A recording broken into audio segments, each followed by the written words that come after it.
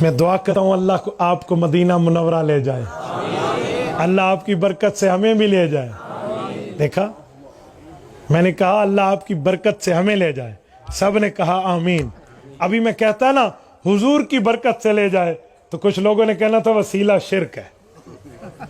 اپنی برکت مانتے ہیں، ہماری برکت سے اللہ لے جائے۔ حضور پاک کی برکت کی بات آئے تو وسیلہ شرک ہے۔ پتہ نہیں کیا اصول ہے دنیا کے، کیا اصول ہے بھائی۔ ہم تو قائل ہیں، رسول پاک علیہ السلام کے روضہ اطہر پہ جاؤ نا، رسول اللہ کے روضہ اطہر پہ 2 چیزیں لکھی ہوئی ہیں۔ میرا عنوان نہیں ہے، میں بات عظمت پر کر رہا ہوں لیکن ایک ٹچ دے رہا ہوں اس عقیدے کو۔ رسول پاک کے روضے پر 4 اشعار لکھے ہیں، 2 دائیں طرف 2 بائیں طرف۔ جو 2 دائیں طرف ہیں حضور کے روضے کی ستون پر ہے، جو جا چکے ہیں وہ دیکھ چکے ہیں، ورنہ آج بھی گوگل پہ سرچ کرے تو آپ کو وہ تصاویر نظر آئے۔ یا خیر من دفنت بالکائی اعظمہ فطاب من طیبہن الکاء والاکم، 2 اس طرف ہے۔ نفس الفداء لقبر انت ساکنہ فیہ الافاف وفیہ الجود والکرم۔ پہلا کیا کہا؟ یا خیر من دفنت بالکائی اعظمہ، اے زمین، اے وہ جگہ ہم تیرے رتبے پہ قربان جائیں، تم نے اپنے اندر پیغمبر کو سمایا ہوا ہے۔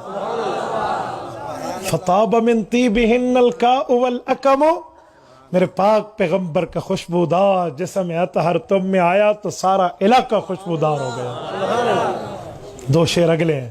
نفس الفداء لقبر انت ساکنہ، میری جان قربان اس قبر پہ جس قبر میں آپ زندہ سلامت تشریف فرما ہے۔ ساکن ہے، ساکت نہیں ہے۔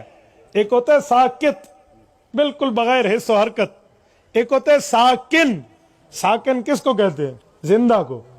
یہ کہتے ہیں نا ساکن بہادر پور تحصیل جلال پور پیر والا، تو ساکن کا یہ معنی نہیں ہے قبرستان، ساکن کا معنی ہے گھر۔ سکنا فلاں، سکنا قبرستان کو نہیں کہتے، گھر کو کہتے۔ زندہ بیوی کے لیے سکنا کہتے ہیں، مردہ بیوی کے لیے نہیں کہتے۔ وَلَهَا السُّكْنَى وَلَهَا النَّفْقَى، تو زندہ ساکن۔ وہ شاعر کہتے ہیں نفس الفداء لقبر انت ساکنہ، میری جان قربان حضور کی اس قبر پہ جس میں آپ زندہ سلامت ہیں۔